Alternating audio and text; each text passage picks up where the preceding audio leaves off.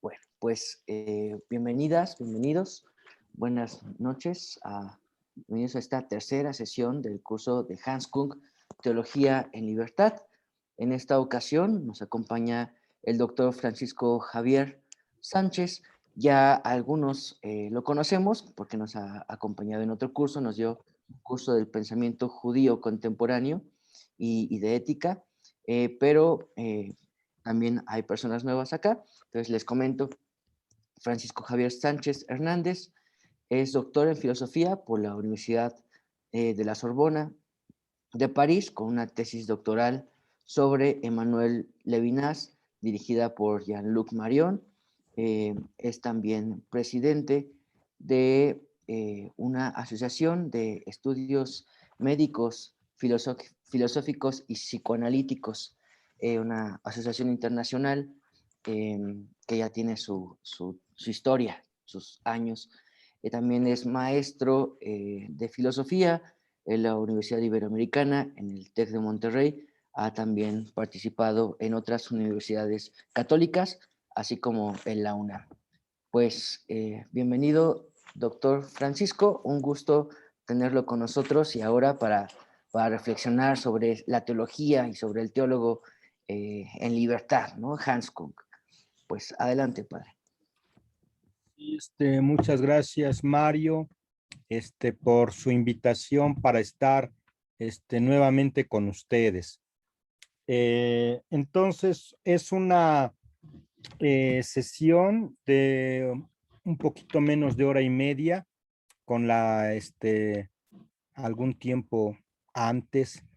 El tema que se me pidió que tratara con ustedes fue el aspecto de la ética mundial.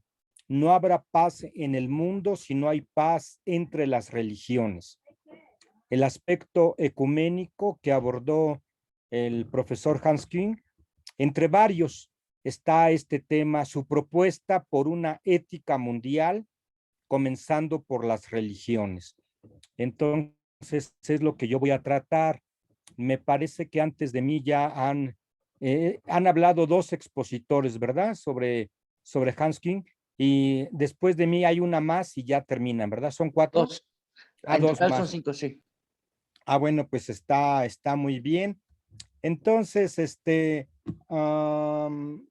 son las 7:05, es hasta las 8:30. Voy a hablar, tal vez a las 8:10, algo así, para al final hacer unos 20 minutos de preguntas y de diálogo más bien con ustedes. Bueno, pues ya mis colegas, me imagino que les habrán ya hablado de algunos elementos biográficos de Hans Küng, por lo tanto yo no me voy a detener en mucho, solamente daré algún comentario de su vida, que siempre es importante, para después pasar al pensamiento sobre su propuesta de paz a través de las religiones. Entonces, algunos elementos breves sobre su vida que tienen que ver con el tema, y después ya mayor tiempo, el número 2, la paz a través de las religiones. Hans Küng, pues ya se les ha dicho, es un sacerdote católico de suizo que nació en 1928 y tiene pocos días que falleció, por eso homenaje que ustedes le están haciendo. Falleció el 6 de abril del 2021. Hoy estamos a 18 de mayo, entonces tiene un poco más de un mes. Vivió 93 años que fueron muy fructíferos. Es un teólogo católico que ha marcado mucho el pensamiento del siglo XX y ahora del siglo XXI. Una persona muy controvertida por los temas que trató.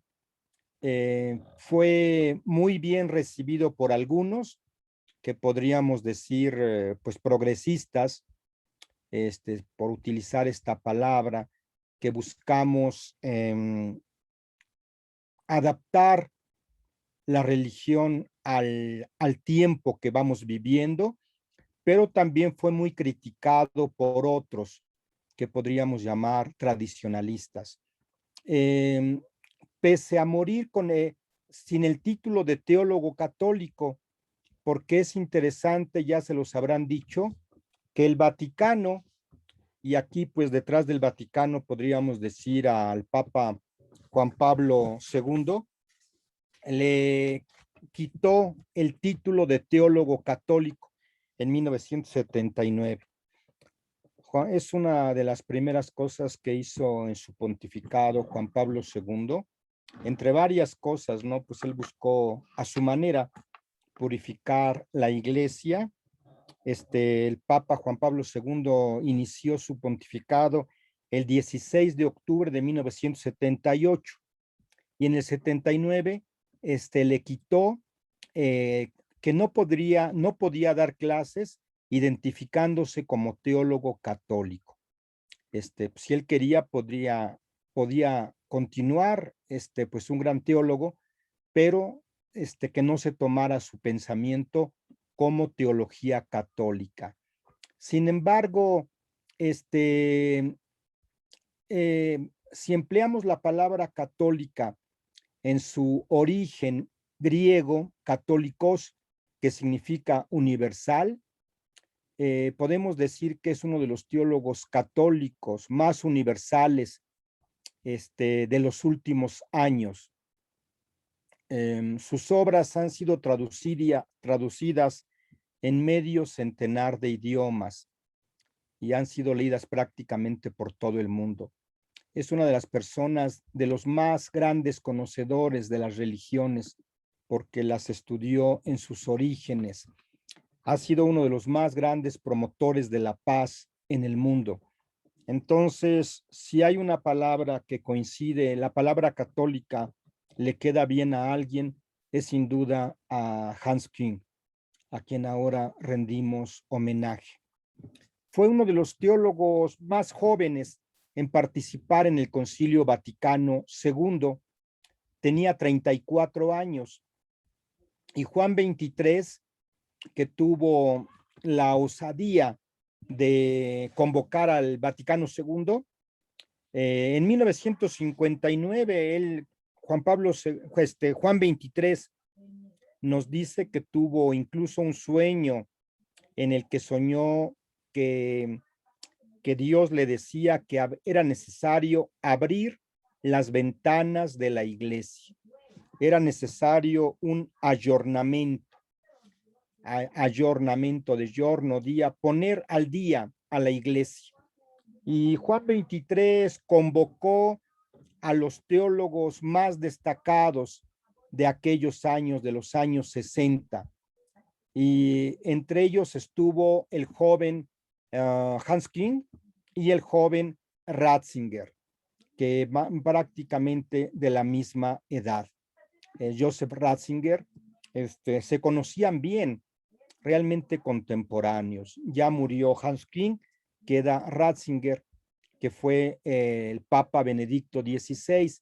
Entonces los dos participaron al Vaticano II junto con una pleyada de grandes teólogos, Yves Congar, por ejemplo.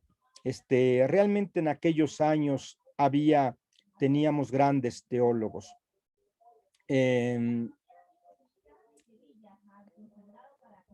Papa Benedicto XVI, hace poco en su biografía, Benedicto XVI, Una vida, que se publicó hace poco en España, dice, son muchas las justificaciones, son muchas las justificaciones que Ratzinger expone para explicar las sanciones que impuso a su colega, porque él era el encargado de la doctrina de la fe en tiempo de Juan Pablo II, pero ninguna tan sorprendente como la de la universalidad del castigado. Si exceptuamos a los papas, dijo Benedicto XVI hace 2 años, ninguna otra persona en la iglesia ha tenido a su alcance más medios para ser escuchada que Hans Küng. Por lo tanto, Hans Küng murió sin haber recuperado el título de teólogo católico. Parecía que el Papa Francisco iba a devolverle este título y se cruzaron cartas elogiosas y de amistad al comienzo del pontificado del Papa Francisco. Sin embargo, no lo ha reivindicado todavía como teólogo católico, título que sin duda se le otorgará en el futuro como orgullo para la Iglesia Católica, es decir, universal. Me parece que con Hans Küng se puede aplicar lo que Cristo decía Jesús a sus contemporáneos. Ustedes, sus padres, mataron a los profetas a los que ustedes ahora enseñan y se enorgullecen. Así pasa a veces. Las personas que fueron criticadas en su misma casa, y me viene a la mente Óscar Arnulfo Romero, que también no fue muy bien visto en tiempos de Juan Pablo II, son reivindicadas después, como ha sido el caso de Romero, que ahora es santo y orgullo de El Salvador y de América Latina. Los artículos de Hans Küng se han publicado en los mejores periódicos del mundo y ha sido una guía para el catolicismo progresista. Su repercusión era siempre notable, lo mismo que reconocimientos civiles, no solamente religiosos, entre una veintena de doctorados honoris causa en grandes universidades.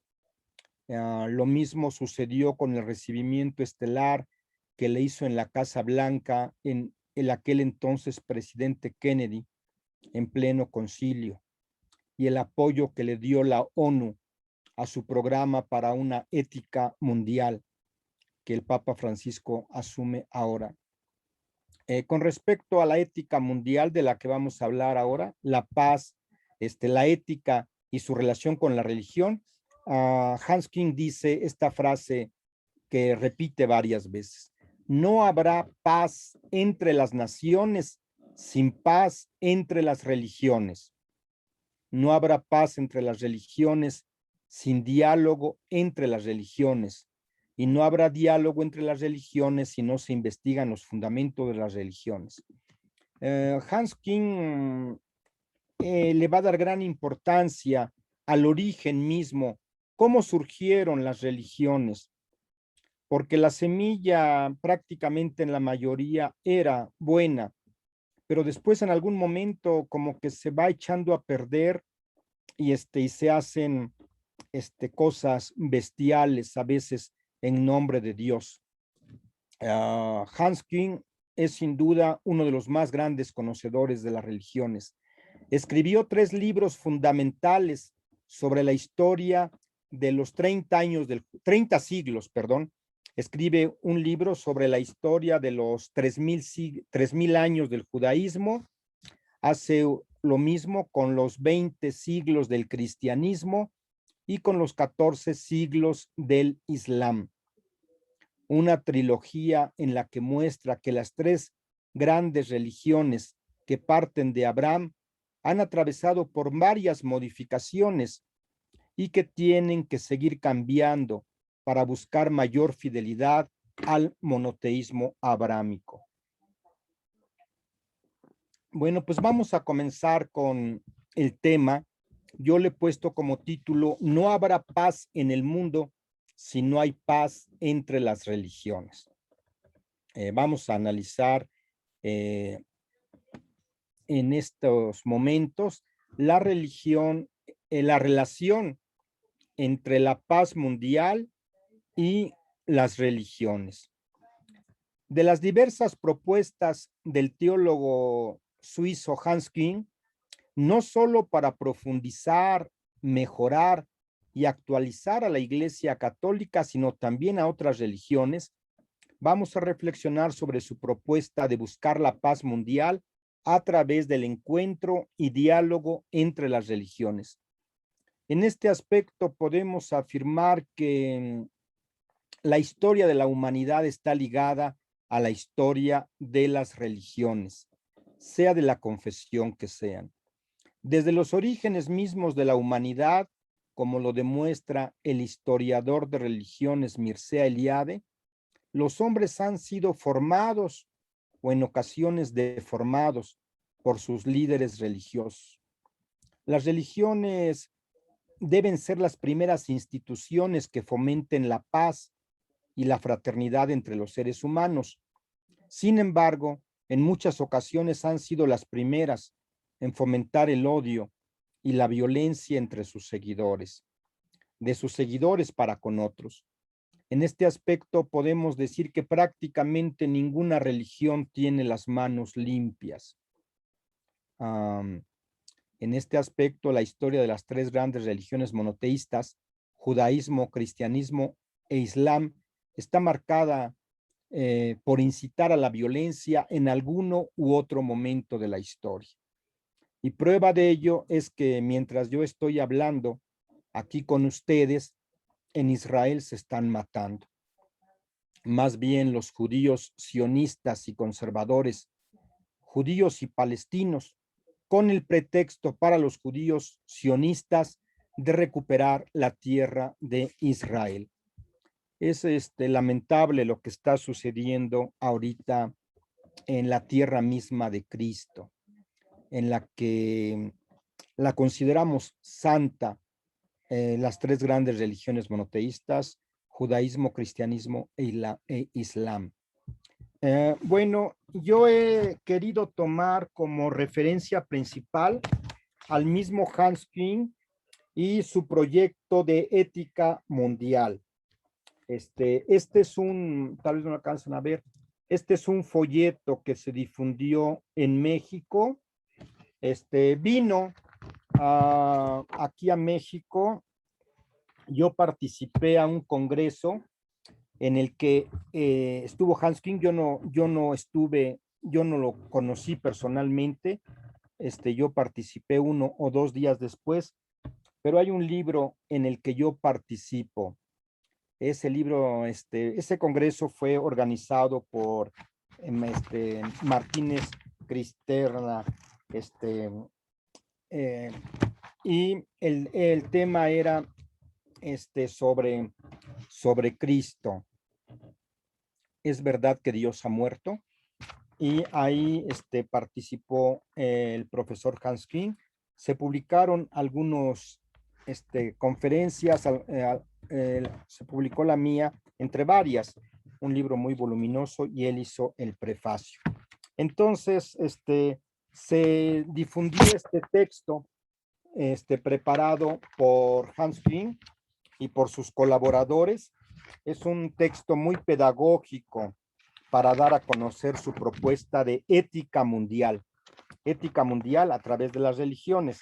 Entonces voy a irlo leyendo y comentando ciertos pasajes, ya que es a través de el mismo Hans Küng, que es lo que yo quiero. Aquí dice Hans Küng de una manera muy pedagógica que es necesario que tengamos reglas que todos podamos cumplir, ateos o creyentes, para una sana convivencia. Debe de haber un mínimo de acuerdos, porque lo interesante de ética mundial es de que se dirige en particular a las religiones, a los que profesamos una religión, como es mi caso, el catolicismo, pero él también se dirige a los no creyentes. Nos estamos acabando el mundo y no entendemos. Pareciera que no sabemos vivir juntos. Ahora con esta pandemia que todavía no hemos terminado, nos hemos dado cuenta de todo el daño que hemos hecho a la ecología. Durante los meses más difíciles en que los hombres estábamos encerrados con miedo, la naturaleza se regocijaba, los animales, las plantas. Hemos contaminado mucho al mundo, los desechos, el calentamiento global. Pareciera que no sabemos vivir en nuestra propia casa. ni nosotros mismos nos aguantamos, pues menos a los animales y las plantas.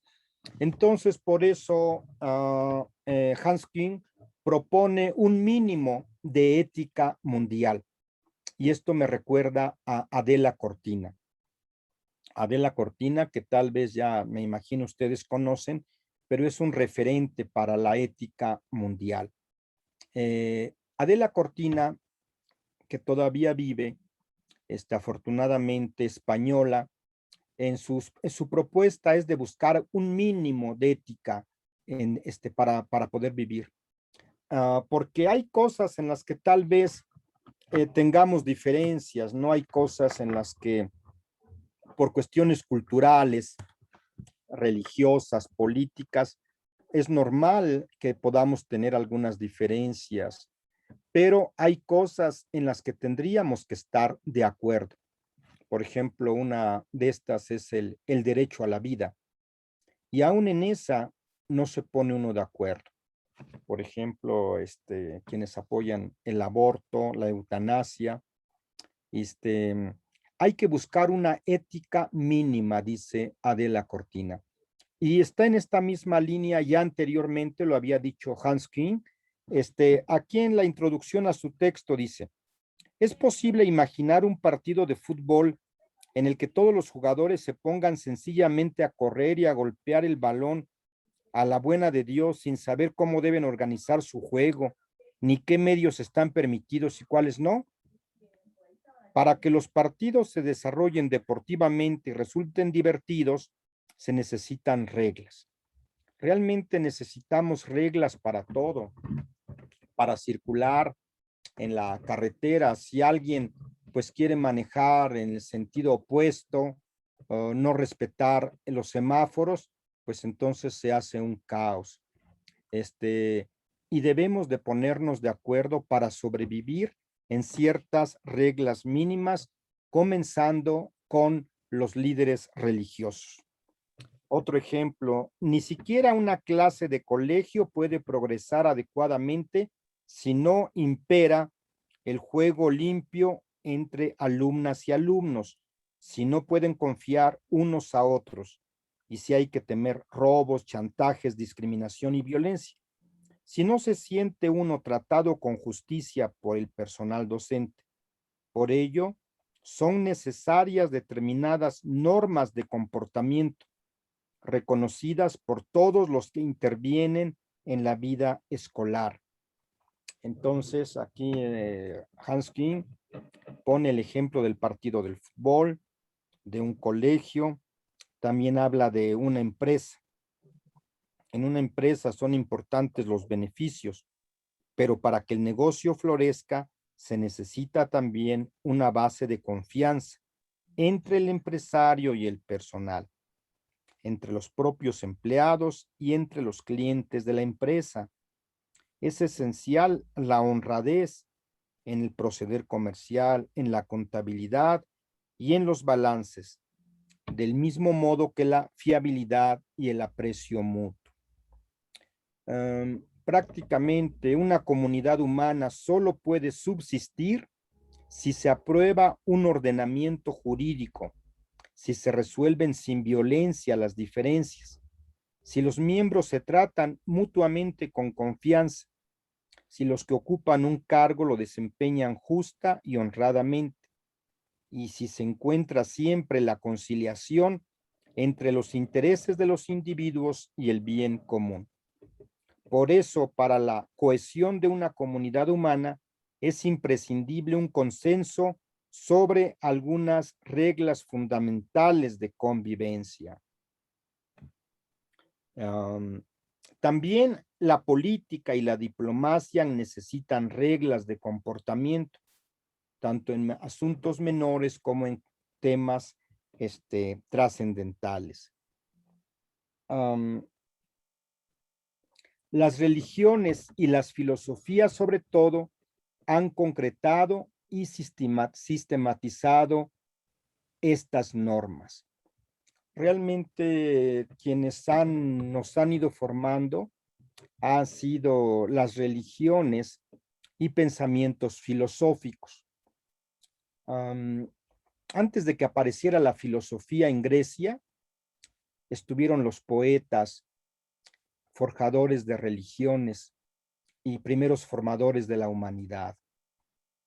Los sacerdotes, los poetas, que trataron de darnos norma, de ponernos ejemplo de héroes míticos, de dioses, sobre cómo comportarnos.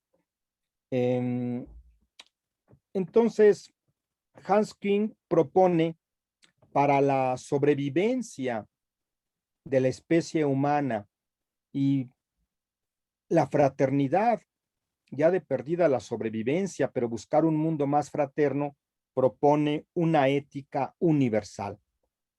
Una ética universal. Aquí yo les recuerdo a partir de la diferencia, sobre todo de Paul Ricoeur, la diferencia entre ética y moral. Hans Küng está hablando de ética, no de moral. La ética es teleológica y la moral es deontológica. La ética busca la finalidad, busca el telos, teleológica. El telos es el fin. Hagan de cuenta, yo les digo a mis alumnos que es como un arquero, una persona que lanza una flecha. Bueno, pues él debe de tener un objetivo. En los Juegos Olímpicos o todo está este círculo en el que el centro está el 100, más alejado, en círculos concéntricos el 90, el 80. Bueno, la ética, el ethos es el fin, hacia dónde quiero llegar. La ética busca el fin, hacia dónde hay que dirigir mi flecha, la ética. Y la moral da las indicaciones concretas. La moral tiene más que ver con las costumbres, con las normas, y la ética es más universal. La moral son las normas, más tiene que ver con la cotidianidad. Cuando la mamá le dice a su hijo, siéntate bien, no digas esa palabra, lávate las manos, pídele perdón a tu hermanita, abrázala, son un conjunto de normas morales. Y la mamá lo dice porque tiene como finalidad que su hijo sea una buena persona. La ética ya busca un fondo, un telos, un telos. Le pregunta Alicia al gato, ¿hacia dónde tengo que ir? Y el gato le responde, todo depende hacia dónde quieres llegar. Entonces, la propuesta de Hans Küng, hice este desvío un poquito la propuesta de Hans Küng es una propuesta de ética, no de morales particulares. Busca un ethos, una finalidad. ¿Para qué venimos al mundo? ¿Cómo hay que comportarnos? Buscar un mínimo de comportamiento humano. Ya si alguien, por cuestiones religiosas no come cerdo, si algunos, le dan culto al Señor el día viernes, otros el sábado y otros el domingo, pues ya eso, algunos se quitan los zapatos para rezar, otros se cubren la cabeza, y esas son modalidades de la religión, pero ¿qué es lo que está a la base? Y vamos a ver que para Hans Küng, lo que está a la base nos permite unirnos y hasta purificar a la propia religión.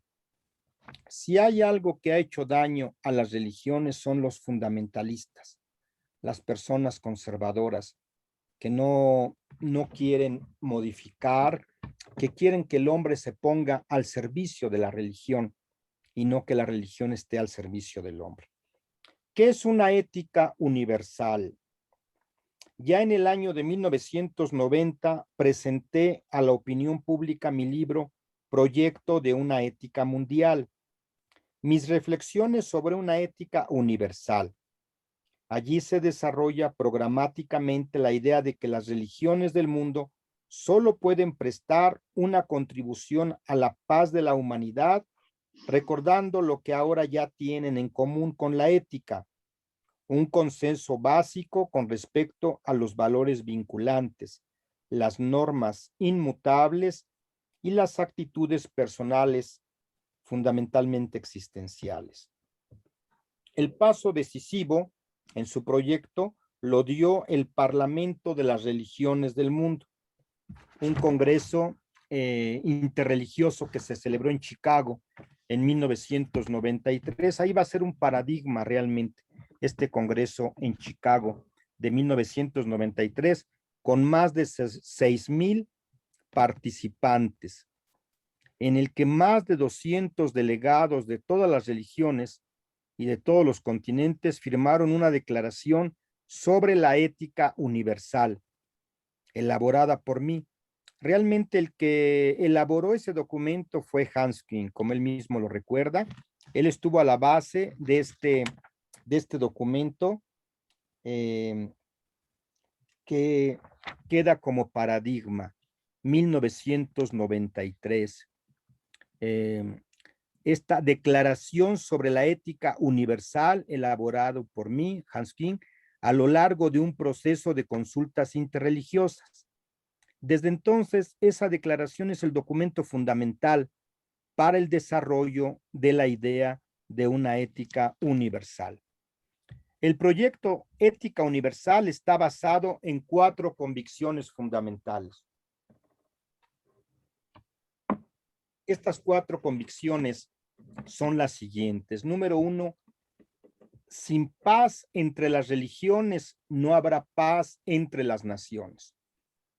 Entonces, las que deben de comenzar a poner el ejemplo, a educar y a enseñarnos realmente lo que significa la paz son las religiones. Número 1, sin paz entre las religiones no habrá paz entre las naciones. Número 2, sin diálogo entre las religiones no habrá paz entre las naciones. Entonces, para que haya paz es importante el diálogo, la escucha, sentarse a platicar, conocer simplemente al otro. Por ahí se comienza, por conocer la religión del otro, qué tenemos en común, encuentros interreligiosos, encuentros ecuménicos. Número 3, sin modelos éticos globales, no habrá diálogo entre las religiones. Entonces, son necesarios los modelos éticos. Necesitamos de líderes, de personas que nos muestren el camino. Y 4, sin una ética global, una ética universal, apoyada en común por personas religiosas y no religiosas, no sobrevivirá nuestro planeta. Estos principios de 1993 siguen vigentes y nos damos cuenta ahora más que nunca con esta escalada de violencia. Los elementos comunes en la ética de las religiones se formulan inicialmente en la declaración en 2 principios fundamentales. Hay 2 principios realmente fundamentales. El primero, que tiene que ver con la dignidad, y el segundo con la reciprocidad. Estos 2 principios están presentes en las grandes religiones. La dignidad, el principio del humanitarismo. Todo ser humano debe ser tratado humanamente. Reconocer la dignidad del otro. Y el número 2, prácticamente en todas las culturas y religiones de la humanidad aparece una segunda regla que desarrolla este principio fundamental, es la regla de oro de la reciprocidad. No hagas a nadie lo que no quieras que te hagan a ti. Está presente prácticamente en todas las grandes religiones. Algo interesante, aquí estoy hablando de grandes religiones, no estamos hablando de sectas, porque realmente si las religiones a veces, o sí varias veces en la historia, han cometido errores, en las sectas pues realmente se está peor, porque como su nombre mismo lo indica, busca apartarse. Es un sector, una secta, algo que no busca la universalidad. Bueno, estos dos principios que acabo de decir, el de la dignidad, reconocer la dignidad de todo ser humano, y dos, la reciprocidad, no hacerle al otro lo que no quiero que me hagan a mí, encierran 4 ámbitos vitales básicos que están formulados como autoobligaciones. Entonces, estos 4 ámbitos vitales. Número 1, obligación a una cultura de la no violencia y del respeto a toda vida. Las religiones deben de ser maestras en el respeto a la vida. El no matarás, presente en las religiones, debe de llevarse a cabo. Realmente los grandes maestros de las religiones, yo leyendo a los grandes maestros de las religiones, se encuentra uno seducido por sus palabras. Los que vienen a echar a perder todo son los fanáticos, los líderes. Nosotros tenemos una idea triste a veces del Islam, que matan al otro en nombre de Alá, pero realmente no todos son así. Y los principios, el Corán dice una cosa y a veces sus seguidores hacen otra. Pero como yo les decía hace un rato, pues ¿qué religión tiene las manos limpias? El cristianismo también ha matado bajo el pretexto de la evangelización el judaísmo, lo que está pasando ahora. Entonces, 4 ámbitos fundamentales, vitales, es la obligación para las religiones de defender la vida y decir no a la violencia. Número 2, la obligación a una cultura de la solidaridad y a un sistema económico justo. Las religiones tienen que ver con la política y con la economía. Número 3, obligación a una cultura de la tolerancia y a una vida en la verdad. Y número 4, obligación a una cultura de la igualdad de derechos. Bueno, continuamos. Como es sabido, las normas éticas no caen del cielo. Aunque las distintas religiones de todas las épocas se les ha inculcado y se les inculcan constantemente a los hombres con autoridad de revelaciones divinas y de portadores de revelación, las normas y valores éticos fueron elaborados por los propios hombres en el curso de la evolución mediante un proceso sociodinámico sumamente complicado. Es decir, donde se presentaban las necesidades de la vida y apremios humanos, allí se imponían regulaciones de los actos para el comportamiento humano, prioridades, convenciones, leyes, mandamientos, directrices y costumbres. En una palabra, determinadas normas éticas.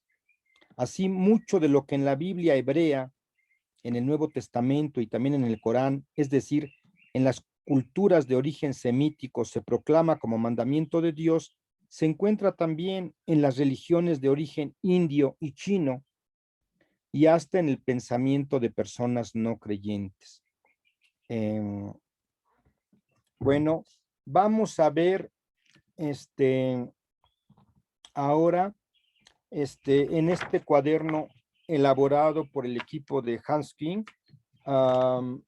su propuesta. Primero hay un apartado al hinduismo. Fíjense entonces, el hinduismo realmente en la India, que tiene pues una gran tradición, una historia,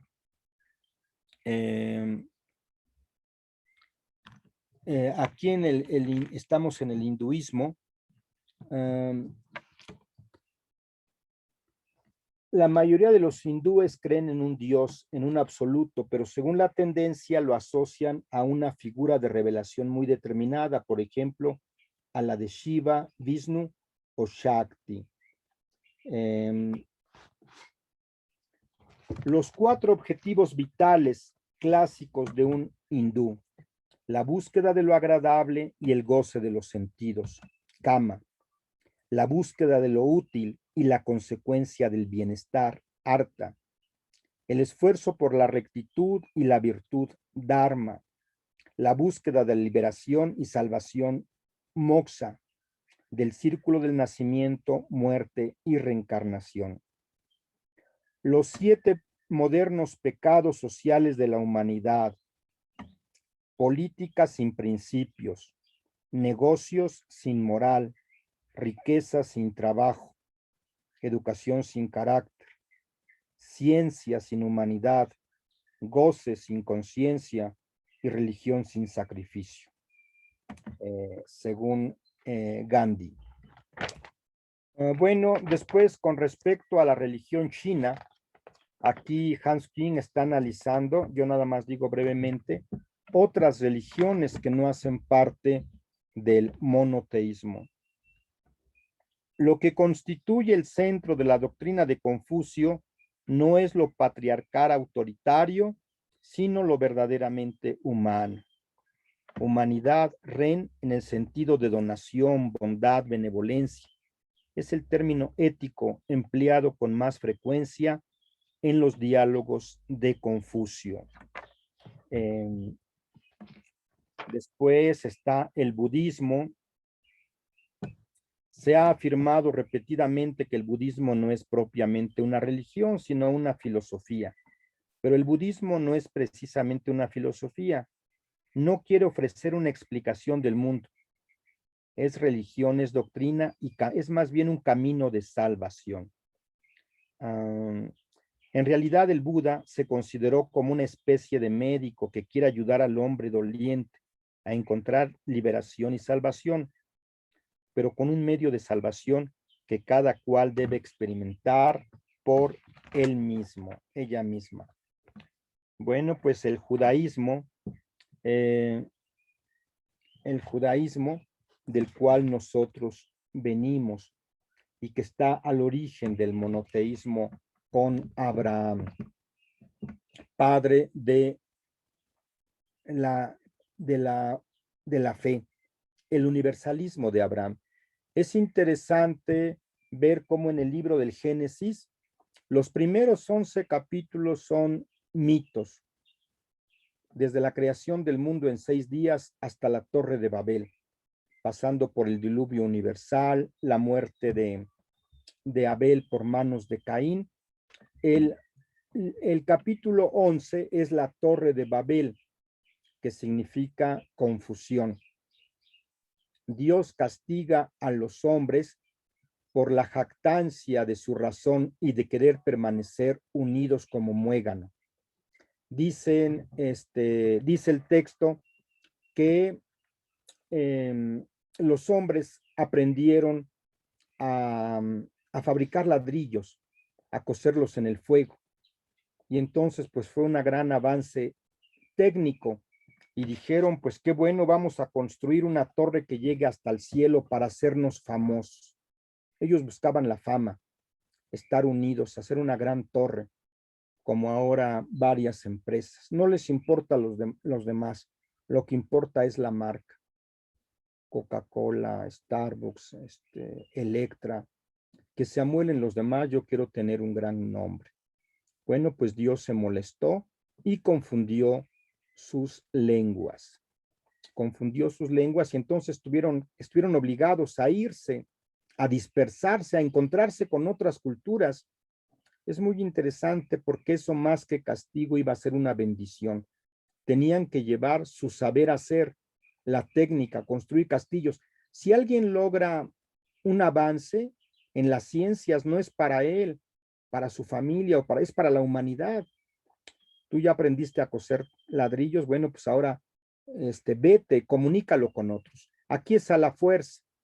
Dejan de construir esa torre a la que le dieron el nombre de Babel Confusión y se tienen que dispersar por los pueblos. Génesis 11. Pero es interesante que el capítulo 12 ya comienza con Abraham, un hombre llamado a la universalidad. Deja tu tierra, deja tu patria, deja tu familia y vete al país que yo te mostraré. Haré de ti un gran pueblo.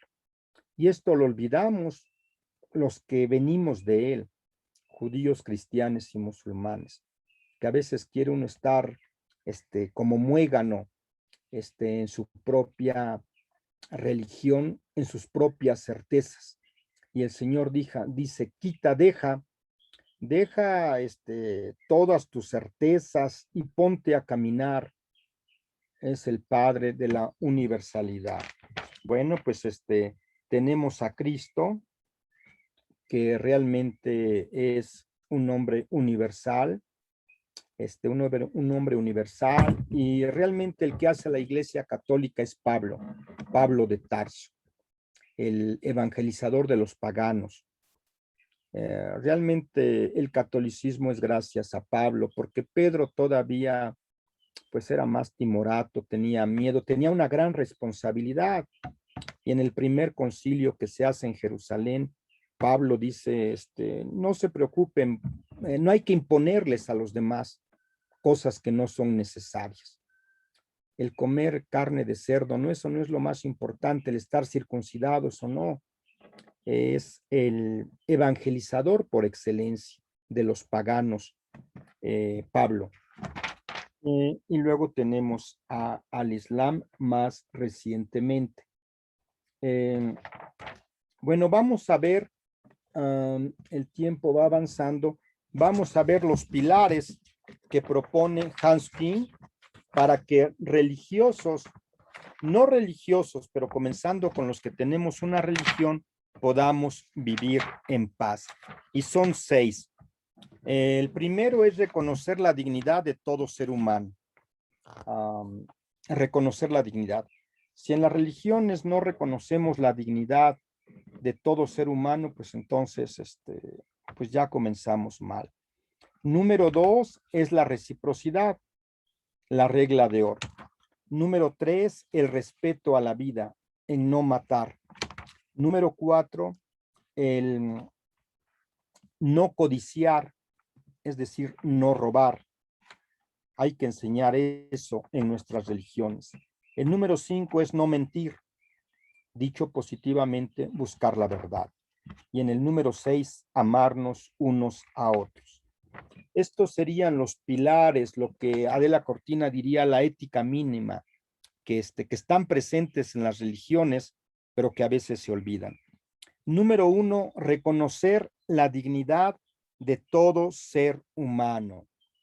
Aquí Hans Küng cita a personas religiosas y no religiosas que podemos tomar como modelo para esto de la dignidad del ser humano, y comienza con Kant, este filósofo alemán, que si bien era cristiano luterano, él más bien hace parte de la razón misma. Y dice Emmanuel Kant en la crítica de la razón práctica, actúa de forma que tanto en tu persona como en la de cualquier otro, siempre emplees a la humanidad como fin y nunca simplemente como medio. Es grande este principio kantiano. Actúa de tal manera que trates a los demás, comenzando contigo mismo, siempre como fin y nunca como medio. Las personas no son escaleras para subir, para mis ambiciones políticas, para las ambiciones sexuales de alguien, para las ambiciones económicas. Respeta a los demás, comienza respetándote a ti mismo, porque aunque pareciera evidente, pero hay personas que ni siquiera se respetan a ellas mismas. Yo les digo a mis alumnos, por ejemplo, una señorita que quiera llegar a ser actriz de telenovelas o algo así, y ella en su mente dice, pues yo voy a hacer lo que sea, pero quiero el papel protagónico. Y si tengo que prostituirme, no me importa. O alguien que diga, pues yo quiero llegar a ser muy rico. Si tengo que vender drogas, matar, no me importa. Entonces, el principio de la dignidad humana, reconocer que cada persona es valiosa, no importa su color de piel, si tiene o no tiene religión, si piensa o no como yo, si come otras cosas. Respeta a todo ser humano. También esto lo dice Henry Dunant, fundador de la Cruz Roja, Rosa Luxemburgo, rusa, marxista, Thomas Mann, escritor alemán, Hannah Arendt, Luther King, Nelson Mandela, varios nos pone como referencia Hans King. El segundo principio que toda religión debe de enseñar es la regla de oro. La regla de oro. No hagas a los demás lo que no quieras que te hagan a ti. Buscar la reciprocidad. En el hinduismo, ¿cómo se dice esto? Dice en el Mahabharata 13, 114.8. Uno no debería comportarse con los demás de una forma que sea desagradable para él mismo. Esta es la esencia de la moral. En el jainismo, en el texto Sutra Kritanga 1.11, el hombre debería comportarse con indiferencia ante las cosas mundanas y tratar a todas las criaturas del mundo como le gustaría que le trataran a él mismo. La religión china, Confucio, en Diálogos 15:23 dice: lo que no desees para ti mismo, no se lo hagas tampoco a otras personas. En el budismo, Samyutta Nikaya 5. Una situación que no es agradable o grata para mí, tampoco debe serlo para él. Y una situación que no es agradable o grata para mí, ¿cómo puedo exigírsela a otro?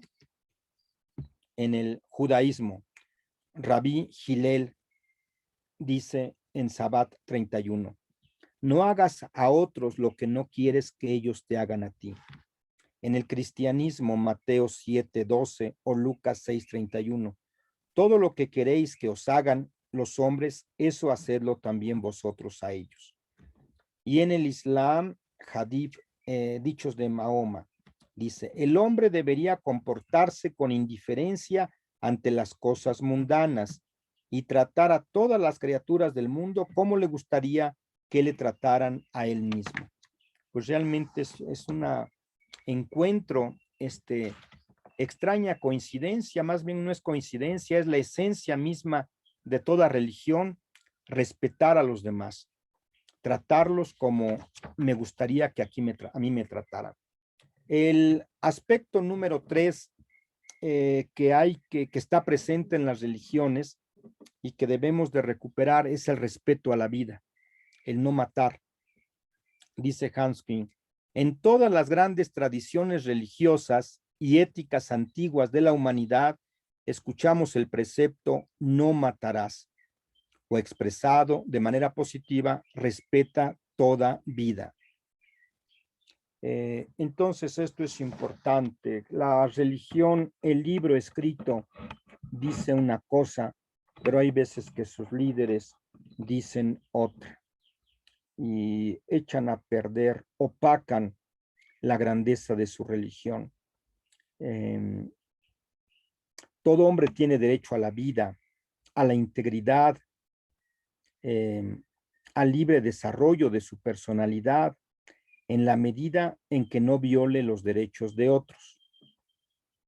Ningún hombre tiene derecho a la tortura física o psíquica, lesionar, ni mucho menos matar a otro hombre.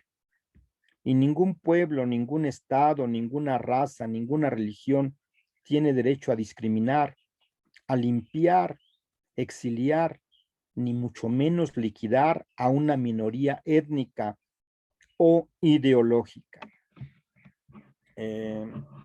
Como decía Mario al presentarme, yo estudié a un pensador judío.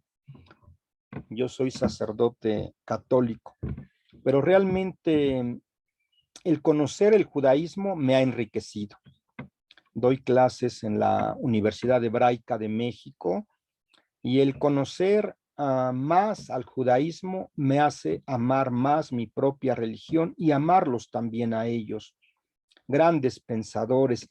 En la sesión anterior que hicieron favor de invitarme, hablamos algo del pensamiento de Hermann Cohen y de Franz Rosenzweig. faltaría mencionar a Martin Buber, por ejemplo. Y yo en el que me especialicé fue en Emmanuel Levinas. Los que han vivido la violencia se dan cuenta de que ese no es el camino. La Primera Guerra Mundial, que da origen al pensamiento de Franz Rosenzweig, la Segunda Guerra Mundial al pensamiento de Buber o de Levinas. Levinas nos dice que simplemente el rostro del otro me dice, no matarás. No necesito tener el catecismo a mi lado, es la mirada del otro la que me dice, no me mates. Sin embargo, hay hombres que asesinan a sangre fría mirando al otro en los ojos. Ahí podríamos decir que hay algo que está mal en la persona. ¿Qué le pasó para deshumanizarse de tal manera? Que nadie se engañe, sin paz mundial no sobrevivirá la humanidad. Por eso los jóvenes deberían aprender en la familia y en la escuela que la violencia no puede ser un medio para el enfrentamiento con otros. 4, no codiciar, no robar. Dice Hans Küng, en todas las grandes y antiguas tradiciones y éticas en la humanidad, escuchamos el precepto no robarás, o expresado positivamente, obra justa y honradamente. Por eso recordamos nuevamente las consecuencias de este antiquísimo precepto. Ningún hombre tiene derecho a robar a otro, sea cual sea, ni intentar contra su propiedad o contra la propiedad colectiva. Pero en sentido contrario, ningún hombre tiene derecho a usar de su propiedad sin tener en cuenta las necesidades de la sociedad y de la tierra. Que nadie se engañe, sin justicia universal no habrá paz mundial. Realmente las religiones deben de ser las primeras que promuevan la justicia. La justicia. Una religión no puede estar ajena a la justicia. Pienso en el Dalai Lama, este monje del Tíbet, que uno pensaría como monje, pues debe de estar dedicado a cuestiones espirituales, y no, es uno de los, sí está dedicado a esto, pero también es uno de los grandes defensores de la independencia del Tíbet con respecto a China. Entonces, hay veces que se ha malinterpretado a la religión como preocupada solamente por lo sobrenatural, y algunos se escandalizan cuando un líder religioso se mete directamente a la política. Pero realmente, como decía Aristóteles, el hombre es un ser político. Con respecto al cristianismo, algunas personas malinterpretan las palabras de Jesús, dar al César lo que es del César y a Dios lo que es de Dios. Lo malinterpretan realmente y dicen, pero ¿por qué está usted hablando de política? ¿Qué no ve que el mismo Cristo hace la separación? Y aquí hay que explicarles, al contrario, la riqueza de ese texto. Uno de sus discípulos le lleva a Jesús una moneda y le pregunta, maestro, ¿es lícito pagar los impuestos al César? Una pregunta muy fuerte que tiene que ver con la economía, con la política. Jesús pide la moneda. A ver, denme una moneda. La moneda estaba grabada con la cara del César. En su cinismo, en su ego, había mandado a hacer las monedas, a acuñarlas con su propia imagen. ¿De quién es esta imagen? Es del César. Bueno, pues devuélvansela a él. Es decir, si este hombre es tan arrogante, tan prepotente, devuélvanle esa moneda manchada de sangre. Ustedes busquen para Dios otra cosa. Sean creativos, busquen otra economía, busquen otra forma de vivir. Devuélvanle a este político y a los políticos que vengan de él el mundo a su imagen. ustedes deben de buscar un mundo a la imagen de Dios. Entonces, no codiciar, no robar, el comprometernos con la sociedad. El quinto, no mentir, es decir, buscar la verdad. Hace parte de las religiones la búsqueda de la verdad y oponerse a la mentira. En todas las grandes y antiguas tradiciones éticas y religiosas de la humanidad, escuchamos el precepto no mentir, o dicho de manera positiva, habla y actúa verazmente. Por eso recordamos nuevamente las consecuencias que este antiquísimo precepto, ningún hombre, ninguna institución, ningún estado, ni ninguna iglesia, comunidad religiosa, tienen derecho a decir falsedades a los hombres. Por eso los jóvenes deberían aprender en la familia y en la escuela a ejercitarse en la veracidad, en el pensar, en el hablar y el actuar. Los líderes religiosos, los que tenemos algún puesto en la religión, debemos de ser los primeros en no mentir, en buscar la verdad. Cuesta trabajo. Jesús decía, la verdad os hará libres. Por eso cuando algún líder comienza a decir, los que nos vamos a salvar somos nosotros, ustedes están mal, los justos son tantos, pues ahí se comienza mal. Que nadie se engañe. Sin veracidad y humanidad no hay justicia mundial. Por supuesto, sin ninguna orientación ética fundamental, difícilmente se puede distinguir lo importante de lo accesorio. Dado el cotidiano aluvión actual de informaciones, las pautas éticas son una ayuda cuando se tergiversan los hechos, se ocultan los intereses, se rinde culto a las tendencias. Entonces, una religión, algo interesante, pues es de que debe de ser libre, libre de intereses políticos y económicos. Porque cuando los líderes religiosos comienzan a casarse, por así decirlo, algo que hace mucho mal a las religiones es el dinero. Realmente el dinero, yo diría que es una de las causas principales. Obispos o líderes que son pagados prácticamente por sus presidentes, por sus monarcas, por quien sea. Un líder religioso que acepta regalos, que acepta beneficios, ¿cómo va a criticar? Está vendido. ¿Cómo va a buscar la verdad? Entonces, no mentir y buscar la verdad. Y finalmente, el último es el amor. En el cristianismo decimos el mandamiento del amor.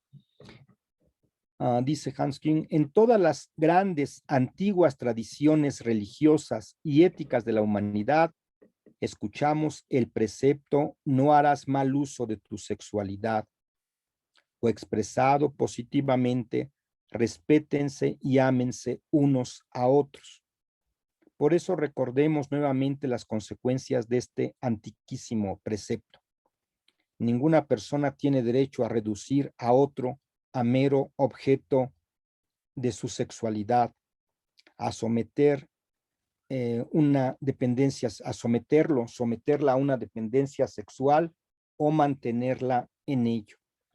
Y realmente en estos tiempos difíciles en el que se promueve una sexualidad sin compromiso, donde se denigra al cuerpo a través de bailes, de películas, de canciones, etcétera, necesitamos este respeto al cuerpo humano. El cuerpo es el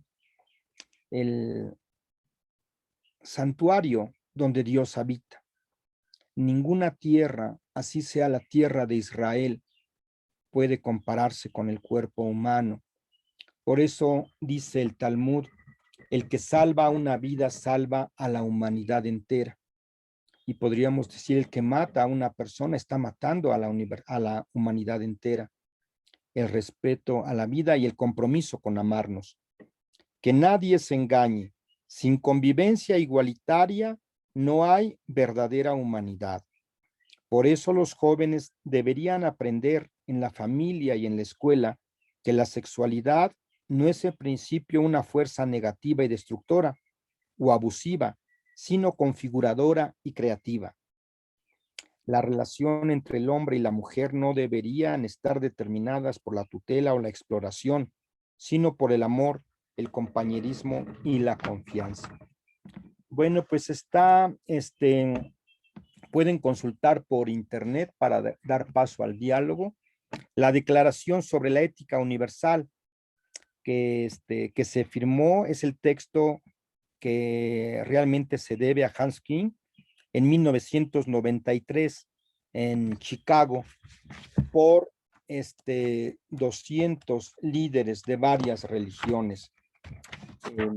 Ahí están asentados los principios básicos de buscar la paz mundial a través de las religiones. Eso lo pueden consultar, encontrar en internet. Ponen ustedes Declaración sobre la Ética Universal.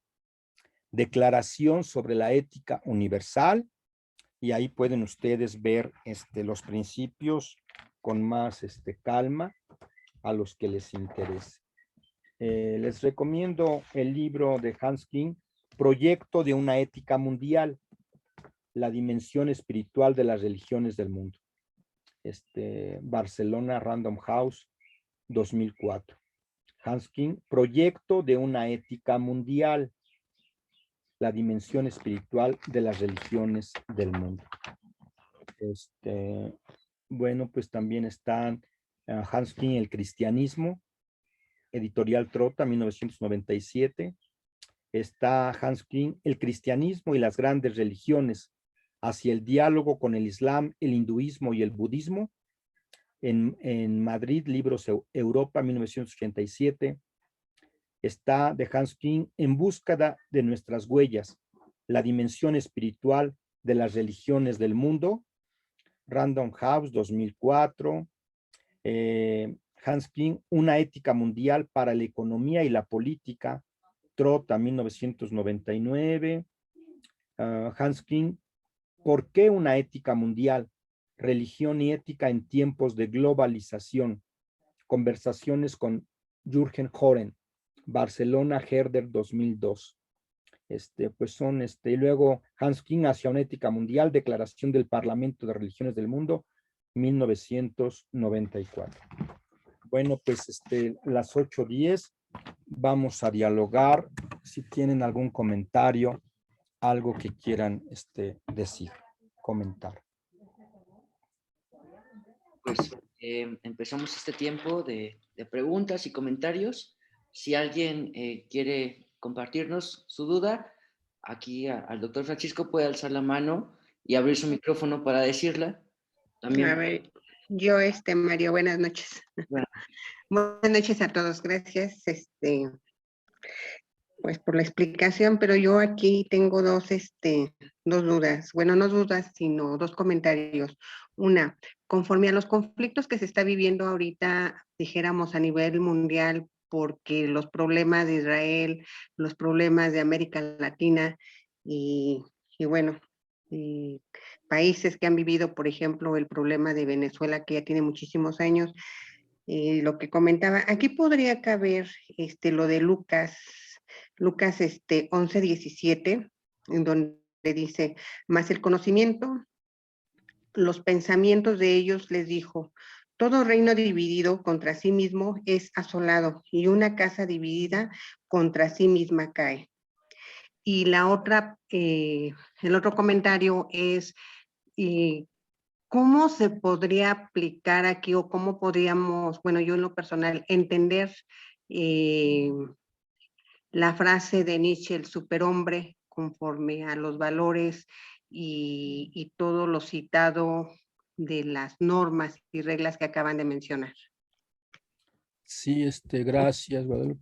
Bueno, con respecto a la primera pregunta, el diablo, etimológicamente es el que separa, el que divide. Jesús dice, todo reino dividido se va a la ruina. Y efectivamente vemos en el mundo una aparente globalización, pero es falsa. Hay, como lo acabas de indicar, hay una gran división, hay un racismo, hay problemas y pues a los que tienen el poder les interesa que estemos divididos, que estemos divididos. Entonces, precisamente Hans Küng busca la unidad, comenzando por las religiones, pero también a los que no profesen alguna religión. Entonces, en este aspecto, pues sí, hay una coincidencia, lo que dice Hans Küng y Cristo, de que todo reino dividido, la humanidad dividida se va a la guerra, y ya ni siquiera la humanidad, una familia misma, a veces por problemas económicos generalmente, ya para no ir tan lejos, las familias mismas se dividen por cuestiones económicas y hasta uno mismo ya a nivel personal, hay división a veces entre lo que quiero y entre lo que hago, cómo conquistar, cómo ser íntegro.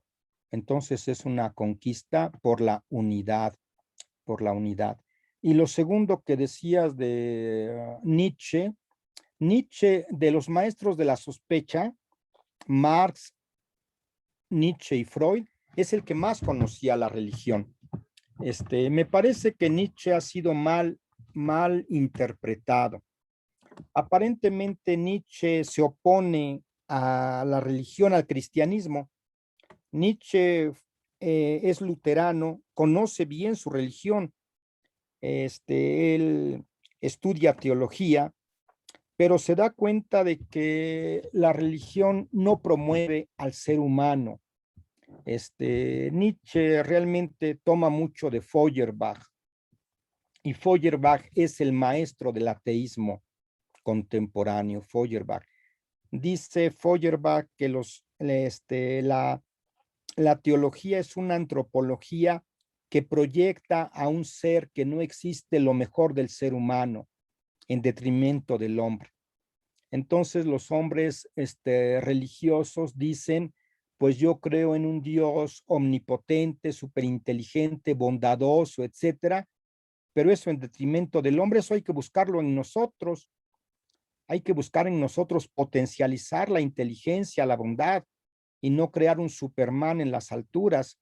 Bueno, pero esto no está peleado con el cristianismo, porque que es lo que yo estoy hablando, y en las religiones, porque realmente llevar una buena religión es promover al ser humano, promover al hombre. No hay una lucha entre Dios y el hombre. El que ama a Dios tiene que amar al ser humano y comenzar a amarse por él mismo. Entonces, el aforismo 125 de la Gaia Ciencia, la muerte de Dios, es una reivindicación para encontrar en nosotros mismos la luz. El loco que se presenta con una linterna en las manos, busco a Dios, les reprocha a los que lo están escuchando que no son realmente ateos. Ustedes juegan a ser ateos. Yo les digo a mis alumnos, Nietzsche es tremendo porque se dirige a falsos ateos. Ustedes dicen que son ateos, pero se comportan con los valores, hagan de cuenta, yo les digo a mis alumnos que un hijo le dice a su papá, se pelea con su papá y le dice, yo maldigo el día que fui tu hijo, no te quiero, te odio, no sé. Se vuelve ateo de su padre, sale y azota la puerta. Pero a la semana, a los meses antes, ya le está hablando dinero que necesita, hablando por teléfono que necesita dinero, o vive de lo que su papá le enseñó. Realmente ser ateo cuesta trabajo. Hay pocos. Tomarse uno mismo en cargo. Ustedes son payasos, diría Nietzsche. Yo les voy a enseñar lo que significa ser ateo. Pero en este sentido, vuelvo a repetir, se entiende la religión como un menosprecio al hombre, y no debería de ser así.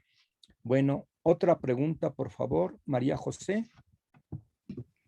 Hola, buenas noches. Muchas gracias por la exposición muy clara. En realidad he tenido unos comentarios que pueden llevar una pregunta entre sí, trataré de ser breve. ¿Se escucha bien? Sí, escucho. estaba pensando cuando hablabas de los principios que son comunes a las grandes religiones o creencias. Y lo uno cuando hablabas de las reglas, y las reglas en general, bueno, yo digo como católica, pero se puede aplicar a todo. Pensaba, para mí por lo menos, muy humildemente, uno de los problemas o de los focos que puede haber en la distorsión, por llamarlo, por lo mínimo, de las religiones, de los principios que plantean, sería cuando las reglas de las que hablaba al principio de esta ética o de estas religiones se convierten solamente en ritos vacíos y más cercanos a la letra muerta. Esto lo aplico yo a la religión católica, pero puede ser a todo. Entonces, cuando habla de la regla, yo la entiendo por lo menos como reglas que si son solamente ritos cuadrados, haz esto otro, y no llevan el sustento ético, filosófico, teológico, o como sea la palabra que corresponda, se van a convertir en eso, en letra muerta, y tenemos el riesgo de que estén vacías. Ese es para mí uno de los problemas. Cuando desde las religiones se habla solamente de rito, de reglas, sin ese sustento de fondo, sin esa vida también, en consecuencia que cada uno de nosotros debe tener con la religión, con la creencia que profesa. Eso por un lado. Otro lado que me hizo pensar lo que tú dijiste, que si bien entre algunos autores hay alguna duda de dónde viene como la palabra religión etimológicamente, pensaba que también uno de los problemas sea que haya que recuperar o profundizar en la religión, como volver a unir, como un religare, volver a unir a Dios o dioses, depende de la creencia, con el hombre, con el ser humano y entre nosotros, e inclusive con releyere, de leer nuestra realidad a partir de esa religión. Y siguiendo lo mismo, sin el rito vacío, sin la regla vacía. Y por último, si me pudiera explicar qué viene, es una pregunta media básica, pero ¿qué viene primero, lo que es el principio religioso o el principio cívico, y de ahí nace la religión? Aquí en Chile tuvimos este fin de semana una votación histórica y veo que todos estos principios están dentro de lo que yo busqué para votar. Por ejemplo, dignidad. La dignidad. Personas no son escaleras eh, para lo que tú decías. Yo, en mi voto, yo creo que en el de muchos compatriotas y también creo que los que van a tener luego votación están estos principios. Y mi consulta es ahora si estos vienen de la religión o de la civis traspasados a la religión, porque veo que son universales, incluso en sociedades que se denominan laicas o ateas o agnósticas, no sé cuál es el nombre preciso, están estos principios. Yo en mis candidatos por lo menos buscaba que respetara la dignidad, que no robara, que no hiciera uso de la política solamente para su bien, que no mintiera, y yo también busco eso. Gracias. Y con respecto, gracias, María José. Comienzo por esta última, que es la más fresca. Pues casi esto sería como la pregunta: ¿qué fue primero, el huevo o la gallina? Realmente la religión y la ética, estos van surgiendo conforme se va desarrollando la conciencia humana. Por eso encontramos coincidencias entre las grandes religiones y personas no creyentes que promueven esto. Entonces, sí, aquí no es una lucha, me parece, por fecha de inicio, sino que va grabado en el corazón del hombre, esta búsqueda por dignidad, por respeto, eso. Después, las otras dos, la primera, ¿me recuerdas cuál fue? Sí, el tema de la regla y los ritos vacíos, que una de las cosas que nos alejan nos distorsionan de estos principios de la religión y de la ética. Aquí, realmente Cristo no vino a fundar una religión, vino a poner su religión en la que él participaba, abrirla, a llevarnos a la esencia, por eso él se presenta como un provocador. Realmente no arrancar las espigas en día sábado, hacer una curación en día sábado en una sinagoga. A ver, vean a este hombre cómo está permitido curarlo el día de hoy o no. Les apuesto que si su buey se cae a un barranco, aunque fuera día sábado, lo sacan. Hay veces que los hombres nos quedamos más en ritos, en tradiciones, y se vuelve uno escrupuloso, especialista en ritos, pero realmente dejamos la esencia, y los ritos son de origen a veces pagano. Realmente dejamos la esencia de la religión, que es, como tú decías, y me parece que es la la idea de religare, ligar al hombre con Dios. Y ligar al hombre con Dios no significa desligarlo de los hombres. Este domingo pasado celebramos en la iglesia la ascensión del Señor. Y yo le decía a la gente este texto maravilloso de Lucas, en el que Cristo va ascendiendo, se va, como yo les digo, como un globo que se va subiendo, y hasta dónde va, y dos hombres vestidos de blanco les tienen que decir: Galileos, ¿qué están haciendo allá arriba parados mirando al cielo? Él ya se fue, pónganse ahora a trabajar, no van a estar todo el tiempo hasta con tortícolis viendo se les va, pónganse ya a trabajar, él ya se fue, ahora les toca a ustedes. Sí hay veces que hemos entendido mal la religión, y por eso Marx decía que la religión era el opio del pueblo, pero yo digo ahora, manera de broma, que ya realmente las pobres religiones ya no son el opio, ahora son las grandes empresas, los comercios, los que nos tratan de dormir, de engañar, pero sí hay un divorcio a veces entre lo espiritual y lo terreno. La idea de religare es de unir al hombre con Dios, y para unirlo con Dios hay que unirlo con los seres humanos. Es la idea de fraternidad. Sí. Gracias. Gracias, María. Alejandra, por favor. Alejandra, sí.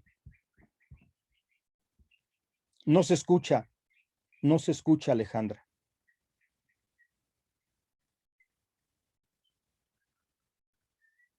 No se escuchó. Si puedes... Ahí. ¿Se escucha? Ahorita sí. Ahorita sí, ya. Buenas noches. Mira, yo viendo aquí en estos principios me quedé pegada con la búsqueda de la verdad. Y me llevó a pensar en la búsqueda de la verdad que hay en King, por ejemplo, sobre todo el avance científico en relación a la reproducción humana. Esto de arrendar vientres, los niños en probeta, yo me pregunto hasta dónde eso es búsqueda de la verdad también, si eso daña o no daña, si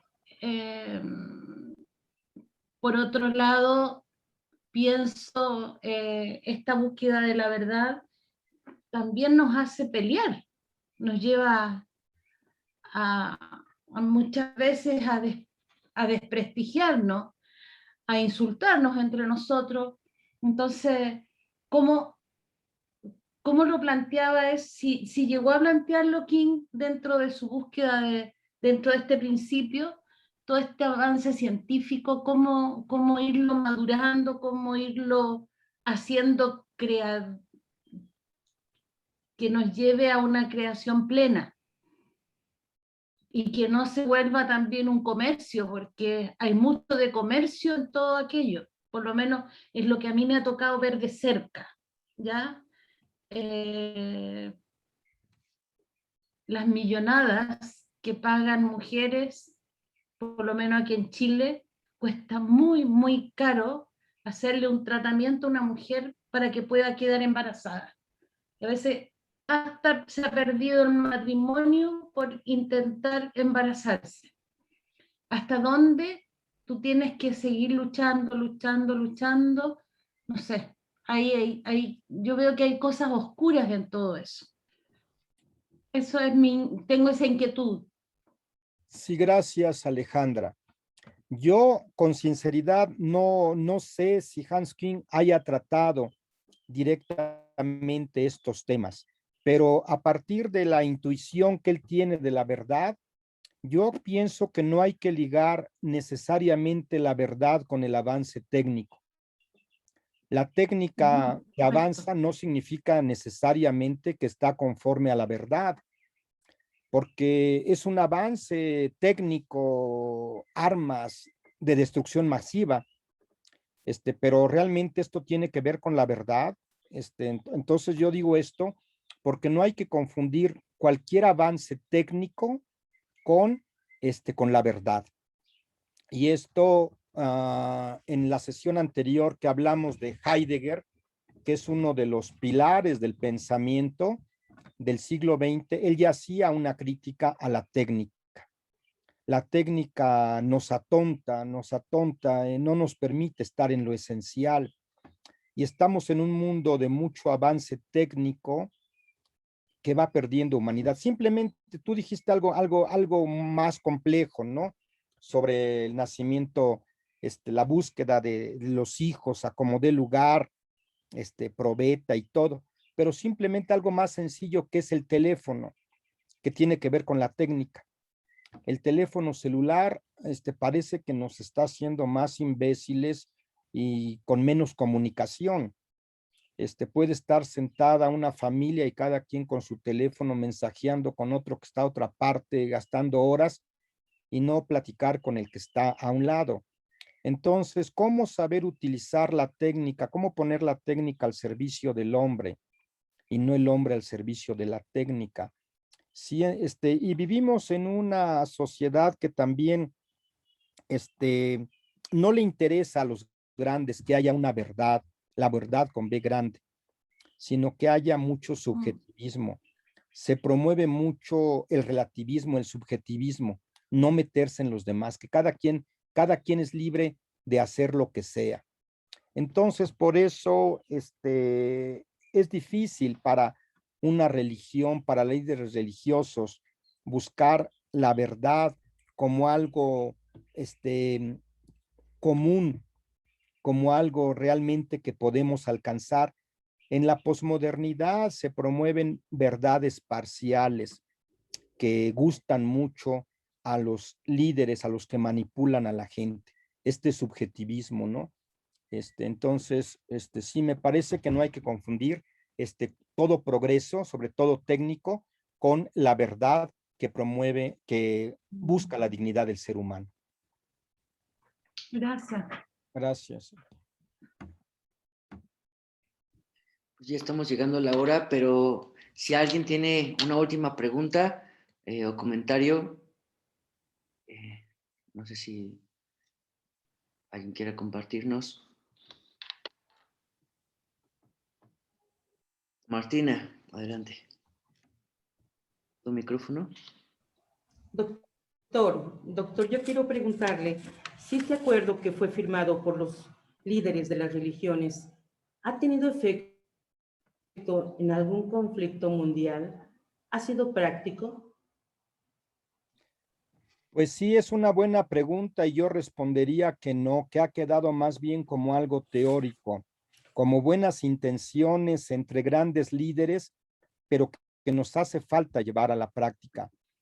Pasa lo mismo con la Declaración de la ONU de 1948.